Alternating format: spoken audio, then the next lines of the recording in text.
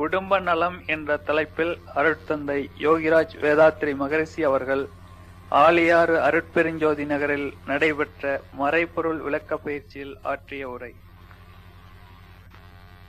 இந்த குடும்ப நலம் என்ற ஒரு பொருள் பற்றி எடுத்துக்கொண்டீங்கன்னா, குடும்ப நலம் இல்லாம மனிதனுடைய வாழ்க்கையில அமைதி, வெற்றி, வேற எந்த வெற்றியும் வந்தாலும் அது வெற்றியாகவோ மகிழ்ச்சியாகவோ இருக்காது. அத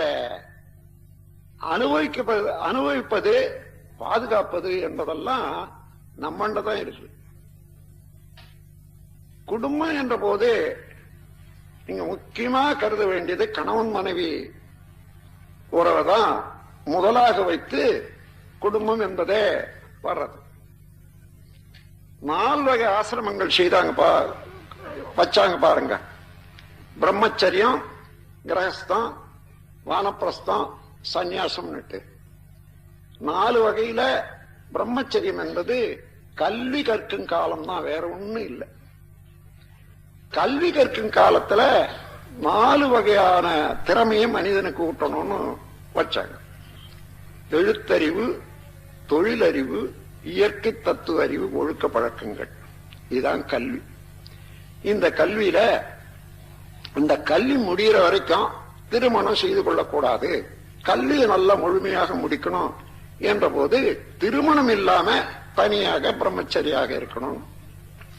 பிரம்மச்சரியம் என்பதை ஏதோ ஒரு பூட்டகமான வார்த்தையா நினைக்கிறோம்.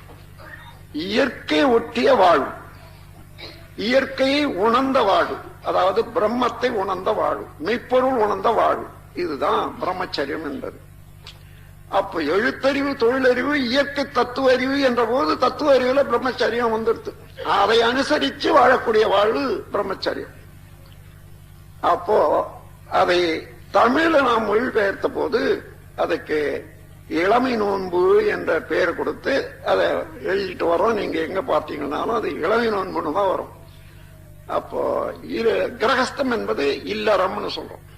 இந்த இல்லறத்துல கணவன் மனைவி உறவு மிக மிக மதிப்புடையது. அது சாதாரணமா ஏதோ ஒருவருக்கு ஒருவர் ஒத்துப்பட்டுட்டோன்றதா அல்ல. நீண்ட கால தொடராக வந்த வினைப்பயனாக நல்வினையானாலும் சரி, தீவினையானாலும் சரி, அதன் தொடர்பாக காலம் முழுவதும் அதை அனுபவித்துக் கொள்வதற்கு ஒரு தொடர்பு ஏற்படுது. இதை நல்வினை தொடர்பாகவே நாம் மாற்றிக்கொள்ளலாம். ஏதேனும் குற்றம் குறை இருந்தாலும் கூட ஒருவருக்கொருவர் உணர்ந்து ஒத்து போகக்கூடிய அளவுல என்ன வேணும் என்பதை நான் குறிப்பு கொடுத்திருக்கேன். Tolerance, adjustment and sacrifice. Tolerance என்ன? அதாவது சகிப்புத்தன்மை. ஏன்னா ஏதோ ஒண்ணு செய்யறாங்க, உங்களுக்கு பொருந்தாத இருக்கலாம், நான் அவங்களுக்கு திருப்தியா இருக்குது, பொருத்தமா இருக்கு, கணவனோ மனைவியோ. ஆனா உங்களுக்கு பொருத்தமா இல்ல அல்லது அந்த சமயத்துல இது தேவையா இல்லைன்றதுக்காக அவர்கள் பேர்ல எரிஞ்சு விழது, அதை தவறா செய்யறது என்று சொன்னா அங்க பொறுக்க முடியல என்றது அர்த்தம். அப்படி பிறர் கருத்தையும் செயலையும் பொறுக்க முடியலன்னா வெறுப்புணர்ச்சி ஏற்படும்.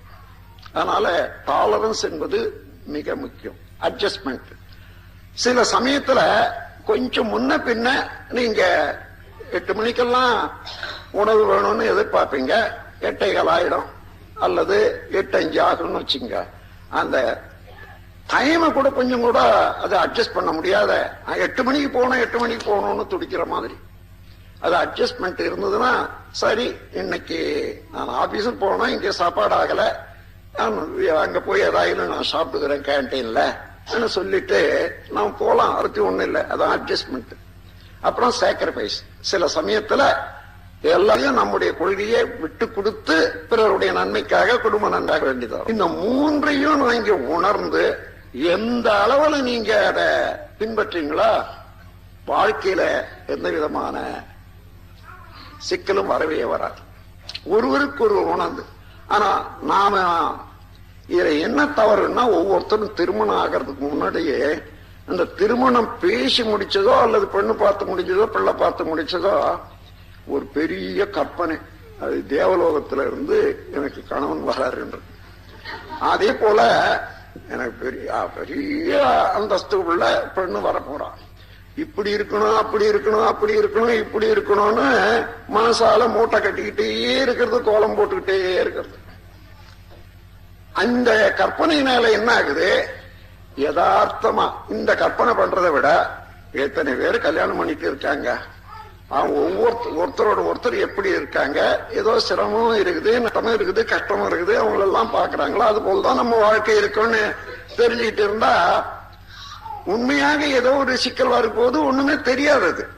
எல்லாரும் இது இயற்கையா இருக்கு, நான் என்ன செய்யணும்னு தெரிஞ்சுக்கலாம். ஆனா இவர் கற்பனை பண்ணிட்டு இருக்காங்க பாருங்க, அதுல இருந்து ஒரு சிறு தப்பு இருந்தாலும் கூட, சிறு மாற்றம் இருந்தா கூட தாங்க முடியல. இதுல கணவருக்கு மனைவியும் மனைவி கணவனும் விட்டு கொடுக்கறதுனாலயோ அல்லது பொறுத்து போறதுனாலயோ இறங்கி போறதுனாலயோ எந்த விதமான குற்றமும் நட்டமும் உலகத்துல இல்லவே இல்லை. கொடுத்து ஒத்து போய் அதை அட்ஜஸ்ட் பண்ணிட்டு போற போது ஒரு சிறு அளவுல தான் நீங்க விட்டு கொடுக்கறீங்க, அவனுடைய லாபம் ஆயுள் முழுவதும் லாபமாகவே இருக்கும். பிறருடைய விருப்பத்தை உணர்ந்து அதுக்கு தக்கவாறு நடந்து கொள்ளக்கூடிய மனப்பான்மை வேணும். இன்னும் ஒரு பெரிய பழக்கத்தை ஒட்டிய கருத்து உலகம் முழுவதும் இருக்கிறத பார்த்தேன். ஆண்கள் எல்லாம் பெண்களை இரண்டாம் தர குடிமக்களாகவே நினைக்கிறதே இந்த உலகம் முழுவதும் இருக்கிற வியாதி. எல்லாம் வல்ல இறைவனே எல்லாவற்றையும் படைத்து காக்கக்கூடிய ஆற்றல் இருந்த போதிலும் கூட உயிர்களை உற்பத்தி பண்ணக்கூடிய ஒரு பொறுப்பை பெண்கள் இடத்துல விட்டு வச்சிருக்கான் என்றதை நினைக்கிற போது அதை மதிக்க முடியாத அறிவு இருக்க முடியாது, போற்ற முடியாத அறிவு இருக்க முடியாது. ஏன்னா அதுதான் இயற்கையினுடைய பெருமையை.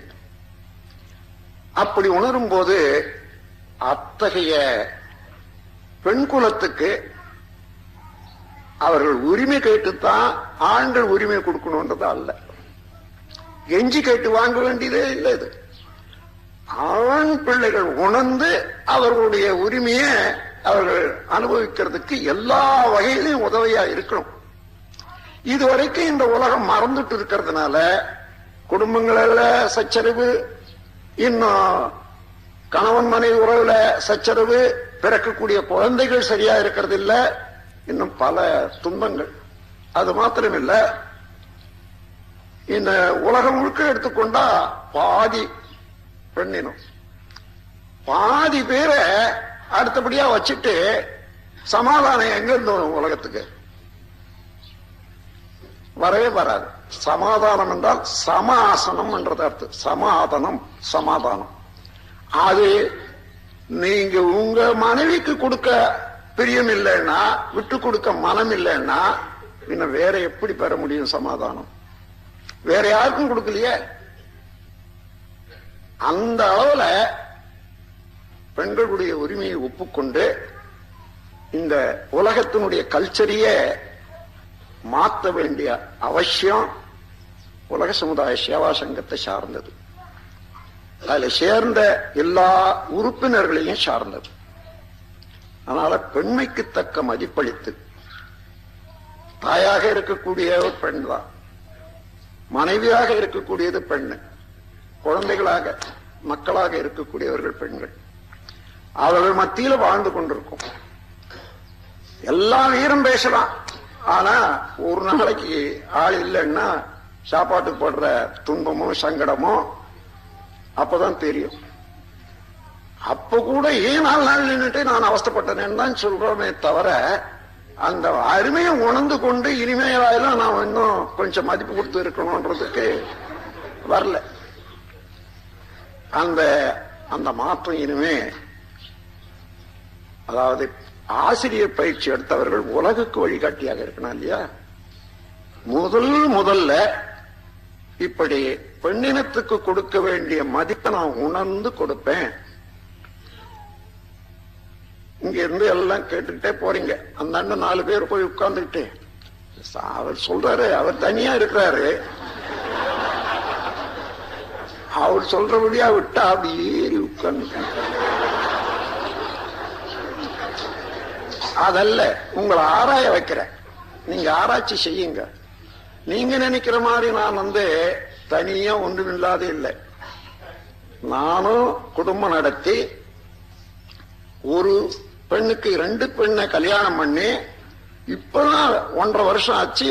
ஒரு அம்மையார், அதாவது இளையவர் போய் இப்ப பெரியவங்க இருக்காங்க. அவளுக்கு 72 வயசு. இப்போ இது வரையிலையும் எந்த அளவுல அவர்களுக்கு மதிப்பு கொடுத்து வர்றோம்ன்றத அங்க தெரிஞ்சவங்களுக்கு தெரியும், பழகினவங்களுக்கு தெரியும். ஆகையினால அந்த மாதிரி எல்லாரும் இருக்கணும். நாம் என்ன நினைக்கிறோமோ அதே போல அவங்க செய்யணும்னு நினைக்கிறத விட அவர்களுக்கு அறிவு இருக்கிறது, அவர்களுக்கு உரிமை இருக்குது, அவர்களுக்கு இன்னது செய்யணும் என்ற ஆசையும் இருக்கிறது, செய்யட்டுமே. அதற்கு மேல நம்முடைய ஆசையை தெரிவிச்சு நீங்க என்ன செய்யுங்கன்னு சொல்லலாம் இல்லையா? 80 விதமான நன்மைகள் உங்க விருப்பம் போல இருக்கும். ஒரு 4 செயல்கள் உங்கள் விருப்பத்துக்கு ஒத்து வராதா இருக்கலாம். அது தவறு என்று அல்ல, நீங்க அது சரின்னுட்டு தெரிஞ்சு கொள்ள முடியாத போது அது தவறுன்னு நினைக்கிறீங்க. இவைகளெல்லாம் சிந்திக்கும்படியாக இந்த நேரத்தில் உங்கள் மனதில் அந்த ஆராய்ச்சியை தூண்ட வேண்டியது என்னுடைய கடமை. உங்களுடைய குடும்பத்தில் மதிப்பளித்து இந்த ஒற்றுமையை வளர்த்துக் கொண்டீர்களேயானால் அப்பொழுதுதான் உங்களுடைய குழந்தைகள் உங்க சொல்ல கேட்கும், நல்ல குழந்தைகள் பிறக்கும், குடும்ப அமைதி இருக்கும். ஆபீஸுக்கு போனாலும் கூட குடும்பத்தில் இருக்கக்கூடிய அமைதி உங்களுக்கு காரியாலயத்துல எந்த செயலையும் அமைதியாக செய்யவும் இனிமையாக அனுபவிக்க முடியும். அங்க குழப்பம் இருந்ததுன்னா என்ன ஆகும்னா, எந்த வேலை எவ்வளவுதான் பெரிய வேலையா உத்தியோகமா இருந்தாலும் சரி, இந்த குழப்பம் அங்க வெவ்வேறு வகையில எடுத்து காட்டி அது ஆபீஸ்ல இருக்கக்கூடிய உத்தியோகத்தை கூட பாதிக்கும். ஆகையினால இனி வருங்காலத்துல முதல்ல பெண்களுக்கு கொடுக்க வேண்டிய ஒரு பெருமை, மதிப்பு, அதை கொடுத்துத்தான் ஆகணும். அதுதான் சமாதானத்துக்கு. ஏன்னா நம்ம சமாதான வாழ்வை முன்னோக்கி நிக்கிறோம், அமைதி வாழ்வை முன்னோக்கி நிக்கிறோம். அதற்காகவே நம்முடைய சங்கத்தை அமைச்சிருக்கோம். ஒன்று. அதன் பிறகு குழந்தைகளை கூட அதட்டி அடிச்சு நாம் திருத்தி விட முடியாது. ஏனென்றால் குழந்தைகள் வேறு ஏறு இல்லை. அது ஒரு பழமொழி சொல்லுவாங்க, தாயை போல பிள்ளை நூலை போல சேலைன்னு சொல்லுவாங்க. நீங்க பெற்றெடுத்த குழந்தைகள் உங்களுடைய தொடர் என்றதை மறக்கவே வேண்டாம். அப்போ அது செய்யக்கூடிய குற்றம், அது இது இதெல்லாம் நீங்க உள்ள அடங்கி வச்சதை இப்ப எடுத்து காட்டுது. அது தனியா வந்துடல. அப்போ ஓஹோ இதுதான் என்னுடைய வினை. ஒரு அன்பர் சொன்னாரு, அவருடைய மகன் ஒரு சந்தர்ப்பத்தில் கொஞ்ச நேரம் போதமுடன், அப்பொழுது அவருடைய மகனார் வயது வந்த பிள்ளை, திருமணம் எல்லாம் ஆயிருக்குது. ஏதோ ஒரு சண்டை வந்த போது தந்தைய காலாலே எட்டு உதச்சிட்டாரு. அம்மாவும் பார்த்துட்டு இருந்தாங்க. உடனே அந்த அம்மாவுக்கு இவருக்கு எவ்வளோ ஆழ்ந்த சிந்தனையில போயிட்டாரு, அடி வாங்கிட்டு. அந்த அம்மாவுக்கு பதட்டம் அதிகமாகி அவனை கண்ணாபின்னான்னு பேசி மனம் வருத்தம் தாங்க முடியாத அழுது அவங்க கஷ்டப்பட்டாங்க. அப்போ இவர் சொல்றாரு, இது அவனுக்கு வந்து பிரயோஜனம் இல்லை, என்னுடைய மகன் தானே, என்னண்ட இருந்தது அவன் அண்ட இப்ப துடித்து எழுந்து வருது.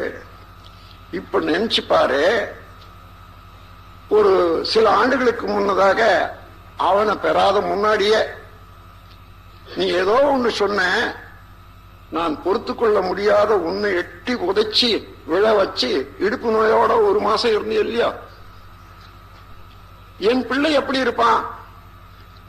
அன்னைக்கு ஒண்ணு தப்பில்லாத போது உன்னை உதைச்ச இப்ப வட்டி போட்டு எனக்கு வந்தது. அதான் அறிவு, அதான் அறிவு. அங்கதான் பொறுமை வரும். இதே போல பல நிகழ்ச்சிகளை நாம் பார்த்திருக்கோம். பொறுமைனால அதை தாங்கிக் கொண்டவர்களுடைய உள்ளம் உயர்வது மாத்திரமல்ல, அதை தவறு செய்தவர்களும் திருந்தி விடுவாங்க. அது சாக்ரட்டிஸ் என்ற ஒரு ஞானியாருடைய மனைவி கொஞ்சம் துடுக்கா பேசுவாங்களாம். ஏன்னா அவர் இளைஞர்கள் எல்லாம் கூட்டு வச்சு அடிக்கடி போதனைகள் செய்வது அவங்களுக்கு பிடிக்கிறது இல்லை. ஆளுங்க வந்து உட்கார்ந்தா போதும் திட்ட ஆரம்பிச்சுடுவாங்களாம். சோம்பேறி பசங்கள் எல்லாம் இங்க வந்துட்டானுங்க, இங்க ஒரு சோம்பேறி வீட்டை வச்சுக்கிட்டு நான் கட்டிட்டாரேன் அப்படி இப்படின்னு பேசிக்கிட்டே இருப்பாங்களாம். அது பாட்டு பேசிட்டோன்னே இவரு டீச் பண்ணிட்டே இருப்பாரு, அதுக்கப்புறம் போயிடுவாங்க. இது நடந்துட்டே வந்த போது பல நாள் இந்த மாதிரி நடக்குது. ஒரு நாள் அந்த அம்மா பார்த்தா இது என்ன எவ்வளவு சொன்னாலும் உங்களுக்கு சொரணை இல்லைன்னு சொல்லி ஒரு தொட்டியில, அங்க எல்லாம் தண்ணி இருந்தா எப்படி இருக்கும் மேல நாட்டுல ஐஸ் தண்ணி மாதிரி இருக்கும், அந்த தொட்டியில தண்ணி எடுத்துட்டு வந்து விடுவிடுன்னு வந்து எல்லாரும் உட்கார்ந்து இருக்காங்க பக்கத்துல, இவர் தலையில அப்படியே கொட்டி விட்டாலாம். அது அப்படியே அழிச்சு விட்டுட்டு, இத்தனை நாள் வெறும் இடி இடிச்சுது, இன்னைக்கு மழையும் பொழிஞ்சிட்டு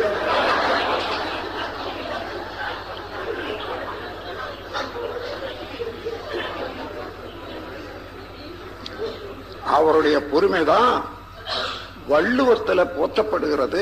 இன்னைக்கு எடுத்து சொல்றேன். வள்ளுவர் காலத்துக்கு 250 ஆண்டுகளுக்கு முன்னதாக நடந்த நிகழ்ச்சி இது. வள்ளுவத்துல குறிப்பிடுறாரு. அவரை இந்த இளைஞர்களுக்கு நல்ல போதனைய உண்மையான தெய்வம் என்னதுதான் என்றதை உணர்த்திய ஒரு குற்றத்துக்காக, அது இவர்கள் போற போக்குக்கு, அதாவது சர்ச்சில் உள்ள பாதிரிமார்கள் போன போக்குக்கு இவர் சொல்றது வித்தியாசமா இருக்குதுன்னு சொல்லி இவர் பேர்ல குற்றம் சாட்டி மரண தண்டனை கொடுத்துட்டாங்க. மரண தண்டனைன்னா, அதாவது இந்த கோனியம் என்ற ஒரு விஷம், அந்த விஷம் சாப்பிட்டா என்ன ஆகும்னா முதல்ல காலில் தான் மறக்கும், அப்படியே மறத்து கொண்டே வந்து இருதயம் மறத்து போற போது விழுந்துருவாங்க. அந்த மாதிரி விஷத்தை அவருக்கு கையில கொடுத்து, இதுதான் நீ சாப்பிட வேண்டியது, இதை சாப்பிட்டுட்டு நீ மரணம் அடையணும்னு சபையிலேயே கொடுத்துருக்காங்க. அப்போ அவரு சில இதெல்லாம் நீதி எல்லாம் இப்போ சொன்னதாக அந்த லெக்சர்ல வருது. அப்படி அப்ப கூட பாதியில வந்து இதோட கூட நிறுத்திக்கலாம், இனிமே நீ இந்த பிள்ளைகளுக்கு இந்த துர்போதனை செய்யறது இல்லைன்னு சொல்லுங்க, இதோட நிறுத்திடுங்க, நீங்க பழிச்சு போலாம். அதெல்லாம் இல்லை, முடியாதுன்னு சொல்லி கடைசி வரைக்கும் அதை சாப்பிட்டு இறந்து விட்டார். வள்ளுவர் குரல்ல பாருங்க, பெயக்கண்டும் நஞ்சுண்டு அமைவர் மயத்தக்க நாகரீகம் வேண்டுபவர். இதுதான் வள்ளுவர் குரல்ல அந்த கால செய்தி. எப்படியும் இந்தியா வரையில எட்டி உலகம் முழுவதும் எட்டி இருக்குது. அதை வச்சு இப்பேற்பட்ட மகான் அல்லவோ பொறுமையை சாதிக்க வல்லவர். பெயக்கண்டும் நஞ்சுண்டு அமைவர் நயத்தக்க நாகரீகம் வேண்டுபவர். அம்மாதிரியா இருக்கிறத விட்டுட்டு சிறு சிறு விஷயங்களுக்கெல்லாம் சினம் கொண்டு, சினம் கொள்வது பிறரை அவமதித்தல் என்பது மறக்க வேண்டாம். இன்சல்ட், யார் மேல சினம் கொண்டாலும் அவர்களை இன்சல்ட் பண்றோன்றது அர்த்தம். அது மாத்திரம் இல்லை, அங்க யாராலும் விருந்து வந்து உட்கார்ந்து கூட சரி, அந்த இன்சல்ட் என்ற அலை இருக்குது பாருங்க, அவங்களோட எழுந்து போயிடுவாங்க. 2 பேர் இங்க சண்டை போட்டுட்டு இருந்தா, அதுக்கு மேல கணவன் மனைவி உறவுல ஒருவரோடு ஒருவர் உயிரையே இணைத்துக் கொண்டு இருக்கக்கூடிய எல்லா லாப நஷ்டங்களையும் பங்கு பெறக்கூடிய அளவுக்கு தியாக உணர்வோட தான் வாழக்கூடியவர்கள். அப்பேற்பட்டவர்களுக்கு மனம் நொந்து வருத்தப்படுற அளவுக்கு ஒருவருக்கு ஒருவர் நடந்து கொள்ற போது இந்த வருத்தம் சாபமாகத்தான் மாறும். நீங்க அப்படி இருக்கக்கூடிய குடும்பங்கள்ல பாத்தீங்கன்னா இந்த வருத்தத்தினுடைய அலைய அந்த குடும்பத்துல நோய்களாக கணவனுக்கோ மனைவிக்கோ 2 பேருக்குமோ இன்னும் மீறி போற போது ஆக்சிடென்ட்ஸ் எல்லாம் வரக்கூடியது, பெரும் அளவுல ஆக்சிடென்ட்ஸ் வரக்கூடியது. கணவன் மனைவி உறவுல ஒருத்தருக்கு ஒருத்தர் மனம் நோக செய்து அந்த அலையை ஏற்படுத்திக் கொள்ள குடும்பங்கள்ல அதிகமாக ஆக்சிடென்ட்ஸ் வர்றதாக கண்டுபிடிச்சிருக்காங்க. அன்பர்களே, ஆகையினால எந்த செயல் செய்தாலும் அந்த செயலுக்குள்ளாகவே விளைவ தெரிந்து கொள்ளக்கூடிய நாம் நல்லதையே செய்யும். ஒருவேளை தவறா கூட இருக்குதுன்னு வச்சுங்க, அதை கண்டுக்காத அல்லது பின்னால எடுத்து ஒன்னா சொல்லலாம், அதை பொறுத்து கொண்டு நீங்க பாருங்க. அதுக்கப்புறம் அவர்களே தவறு செய்ய மாட்டாங்க. ஒரு யாரா இருந்தாலும் சரி, கணவனா இருந்தாலும் சரி, மனைவியா இருந்தாலும் சரி, 2 பேருமே இந்த அதுதான் நான் வாழ்த்துவது என்றது, திருமணத்தில் வாழ்த்துவது என்றதுக்கு ஒரு கவி எழுதி வாழ்த்துவது உண்டு. சிக்கனமும் சிந்தனையும் சிறந்த பண்பும் சீர்திருத்தமுடன் வாழும் துணிவும் கொண்டு எக்கணமும் இருவருமே பிறர் உள்ளத்தில் எழுகின்ற உணர்ச்சிகளை கூர்ந்துணர்ந்து அக்கணத்தின் சூழ்நிலையை பயனாய்க் கொண்டு ஆராய்ந்து பின்விளைவை கணித்துக் கொண்டு மிக்க நலமுள்ள வழியே செயல்களாற்றி மேலான அறவழியில் வாழ வேண்டும் என்றுதான் நான் வாழ்த்துவது. அந்த முறையில ஒருவருக்கொரு மனதை உணர்ந்து அவர்கள் இனிமையாக இருக்க, அவர்கள் மகிழ்ச்சியாக இருக்க நான் என்ன செய்ய முடியும், என்ன செய்ய வேண்டும் என்று நினைச்சா அப்போ செய்யற செயலெல்லாம் நன்மையாக வரும். இந்த நினைவு இருக்கணும். சிறு சிறு குற்றங்களோ தவறுகளோ இருந்தா தவறா கூட இருக்காதே, நான் நினைச்சிட்டு இருப்பேன் இதுதான் சரின்னுட்டு நான் தப்பாவேன். ஆனா அவங்க சரியா செய்தாலும் கூட அந்த தப்புன்னு நினைச்சிட்டு இருந்த நினைப்புக்கு இது ஒத்து பார்க்கிற போது அது ஏறுமாறா தெரியும். அதனால நாம் ஒத்துக்கிறது இல்லை. அதனால அவரவர்களுக்குரிய உரிமையும் அவர்களுடைய சுதந்திரமும் அளித்து அதே நேரத்துல ஒவ்வொருவருடைய கடமையும் சரியாக செய்ய வேணுமானால் அவர்களுக்கு என்ன நன்மை செய்ய வேணும். எனக்கு ஒரு அம்மையார் வந்தாங்க, என்னண்ட கணவனை பத்தி கம்ப்ளைண்ட் சுமார் ஒரு நீளமா ஒரு 10 கம்ப்ளைண்ட் படிச்சாங்க. இந்த மாதிரி குடும்பத்தில் நான் எப்படி வாழறது? சரி, அதெல்லாம் வாங்கி வச்சுக்கிட்டேன். அம்மா, அவர் உங்களுக்கு எத்தனை விதமான நன்மை செய்திருக்கிறாருன்றதை கவனிச்சு பாருமான்னு. ரொம்ப நன்மை செய்திருக்காருங்க, அவருடைய ஆயுள் பரியந்தான் அதை எனக்கு செய்த நன்மையை மறைக்கவே முடியாது. நான் இங்க அவரை கல்யாணம் பண்ணிக்கும் போது 7வது படிச்சுட்டு தான் நான் இருந்தேன். அந்த சமயத்துல கல்யாணம் பண்ணி கொடுத்துட்டாங்க. அதுக்கப்புறம் எனக்கு SSLC வரைக்கும் படிக்க வச்சு அதன் பிறகு BA படிக்க வச்சு BAல இருந்து MA படிக்க வச்சு ஆசிரியர் படிச்சு வச்சு இன்னைக்கு 3000 ரூபாய் நான் சம்பளம் வாங்கிட்டு வர்றேன். இந்த அளவுக்கும் அவர் தான் எனக்கு காலையில இருந்து மாலை வரைக்கும் எடுத்த கஷ்டம் சொல்ல முடியாது. அது மாத்திரம் இல்லைங்க, இன்னும் கூட நான் கடையில போய் ஒரு காய்கறி வாங்க எனக்கு தெரியாது, அவர் தான் வாங்கி வந்து கொடுப்பாரு. அப்படி குடும்ப வேலைகள் எல்லாம் ஒழுங்கா செய்யக்கூடியது. அப்படி பார்த்தா அவருடைய ஒரு செயல் எவ்வளவு தூரம் நன்மைன்னு நான் விளக்கவே முடியாது. அந்த அளவுக்கு ஒரு பெருமனம் படைச்சவர் தான். அவ்வளவுதான் நினைச்சுக்கிட்டு நீ ஆனந்தப்படுறதை விட்டுட்டு இந்த சின்ன சின்ன குற்றத்தை எழுதி வச்சுக்கிட்டு படிக்க ஆரம்பிக்கிறியம்மா ஏன்னு கேட்டேன். இது என்னுடைய அறியாமை தானுங்க. இன்னையில இருந்து நீங்களானாலும் சரி, உங்களுக்கு வேண்டிய தொழில்களுக்கானாலும் சரி, கணவன் செய்த நன்மையை மாத்திரம் எடுத்து நினைச்சு நான் செய்ய வேண்டிய கடமை என்ன என்றதை உணர்ந்து போறது அளவுக்கு மனசு திருப்பிக்கிங்கன்னு சொன்னேன். அப்புறம் 2 ஆண்டு பொறுத்து மீண்டும் அங்க நான் போன போது அந்த அம்மா சொல்றாங்க, என்னுடைய பள்ளியில 40 ஆசிரியர்கள் இருக்காங்க, ஆசிரியர்கள். அவர்கள் எல்லாமே சேர்ந்து என்ன குருவா மதிக்கிறாங்க. என்னமான உண்மை இல்லைங்க, நீங்க சொல்லி கொடுத்தீங்களா ஒரு மந்திரம், அதை மாத்திரம் தான் நான் சொல்லிக்கிட்டே இருக்கேன் அன்னையில இருந்து. என்னண்ட கம்ப்ளைண்ட் பண்ணுவாங்க, என்ன ஆம்படியா அப்படி என்னுடைய ஆம்படியா அப்படின்னுட்டு. அதெல்லாம் வேணாம், இன்னையில இருந்து அதை விட்டுடுங்க. அவர் செய்த நன்மையே மாத்திரம் எண்ணி எண்ணி எண்ணி எண்ணி பாருங்க. எண்ணி எண்ணி பார்த்து அதற்காக வாழ்த்து கொண்டு இருக்குங்க, சரியாயிடும்னு சொல்றேன். அவன் 1 வாரம் பொறுத்து நீங்க சொன்னதாமா சரி சொல்றாங்க. அதுல இருந்து அந்த குழப்பங்கள் எல்லாம் போயிடுதுன்னு சொல்றாங்க. அதனால நாம் நன்மையும் தீமையும் தான் தர வருமே என்ற முறையில ஏதாயிலும் குழப்பம் இருக்குதுன்னா என்னுடைய தவறு என்ன என்றதை கண்டுபிடிங்க. அப்படி அவங்க தவறே இருந்தாலும் இது வழியில கோபித்துக் கொண்டோ அல்லது இன்சல்ட் வார்த்தையை சொல்லியோ திருத்த முடியலன்னு தெரியுதா, மீண்டும் ஏன் அதை உபயோகப்படுத்தணும்? வாழ்த்தி கொண்டு அதை பொறுத்து கொண்டு கொஞ்ச நாள் போனா அதுக்கப்புறம் எல்லாமே சரியா வந்துடும். வணங்கினவர்களுக்கு எல்லாருமே வணங்க வருவாங்க. ஆகையினால அந்த முறையை பின்பற்ற வேணும். ரெண்டாவது, நம்ம குடும்பங்கள்ல பிறரை பற்றி குறை சொல்றது என்றது, அதற்காக ஒரு 3 செய்திகளை கொடுத்திருக்கேன். அதாவது கமெண்ட், கமாண்ட், டிமாண்ட், இந்த 3 ஓச்சிடுங்கன்றது. அதாவது கமெண்ட்னா பிறரை பற்றிய குறையெல்லாம் எடுத்து சொல்லி அவங்க இப்பேற்பட்டவங்க சொல்றது, அது ஒரு பழக்கம் சிலருக்கு. எல்லா வேலையும் விட்டுட்டு யாராயும் ஒருத்தரை பற்றி குற்றம் குறையெல்லாம் படிச்சு வச்சுக்கிட்டு இன்னொருத்தர் வந்தா அவங்களாண்ட அதை அப்படியே வரிசையா படிக்கிறது ஆனந்தமா, அதுதான் ஒரு பழக்கம். இது என்ன ஆகுதுன்னா ஒருத்தருக்கு ஒருத்தர் பலருக்கு இந்த விரோத மனப்பான்மையே உண்டு பண்ணிவிடும்.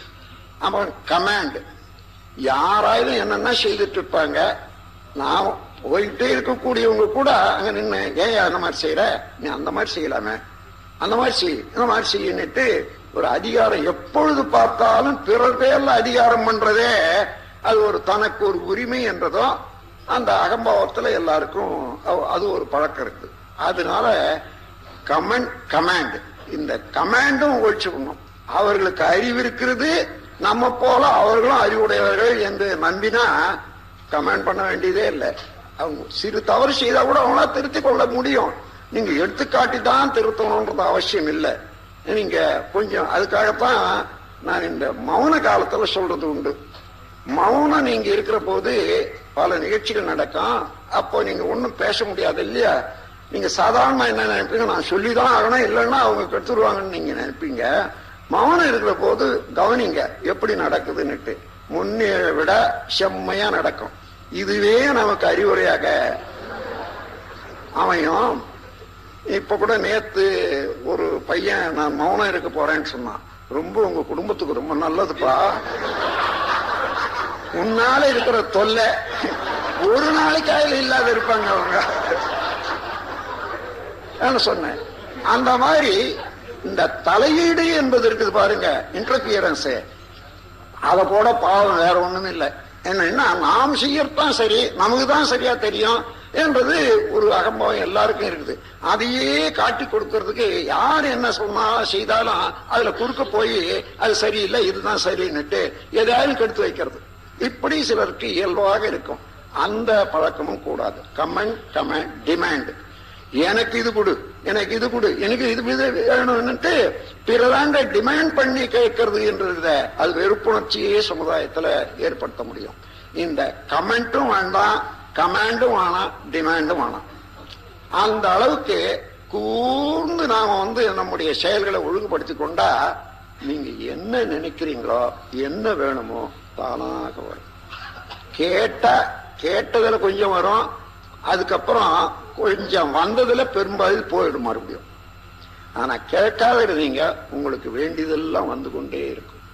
அந்த அளவுல ஒரு அமைதியும் மதிப்பும் பிறர் மேல வைக்கணும்னு சொன்னா அது குடும்பத்துல வைங்க. முதல்ல குடும்பத்திலேயே ஸ்டார்ட் பண்ணுங்க, அங்கேயே பழகி கொள்ளுங்க. எத்தனையோ பயிற்சிகள், யோக பயிற்சி இருக்கு பாருங்க. அந்த யோக பயிற்சியில சொல்லக்கூடிய சிறந்தவர்த்தல், பேராசை, கவலை ஒழித்தல் எல்லாமே குடும்பத்திலேயே பழகி கொள்ளுங்க. அங்க பழகி கொண்டு வெற்றி பெற்றா அது எங்க போனாலும் அதுவாகவே இருக்கும். அந்த அளவுக்கு நம்முடைய கேரக்டரும் விருத்தியாகும் என்று சொல்லி இது குடும்ப அமைதிக்கு ஒரு சுருக்கமாக ஒரே ஒரு ஒரு பொருளை வச்சு இவ்வளவு தூரம் நான் எடுத்து காமிச்சிருக்கேன். எல்லாம் சிந்திக்க ஆற்றல் உடையவர்கள், குடும்பத்துல ஈடுபட்டு இருக்கக்கூடியவர்கள். உங்களுக்கு தெரியாதில்லை. இன்னும் ஒரு சிறு சந்தர்ப்பத்தை சொல்லிவிட்டு நான் அதை முடிச்சுக்கிறேன். எனக்கு 2 மனைவிகள் இருந்தது. சிலருக்கு தெரியும், சிலருக்கு தெரியாது. வாழ்க்கை வழக்கம் படிச்சவங்களுக்கு எல்லாருக்கும் தெரியும். அப்போ ஒரு நாள் என்னாச்சு, இது சுமார் ஒரு 25 வருஷத்துக்கு முன்னதாக நடந்திருக்கும், அல்லது 30 வருஷத்துக்கு நான் வீட்டை விட்டு வெளியேறுவதற்கு முன்னதாக, அது வெளியேறுவதுன்னா நான் முழுமையாக என்னை இதுல அர்ப்பணித்துக் கொள்றதுக்கு முன்னதாக.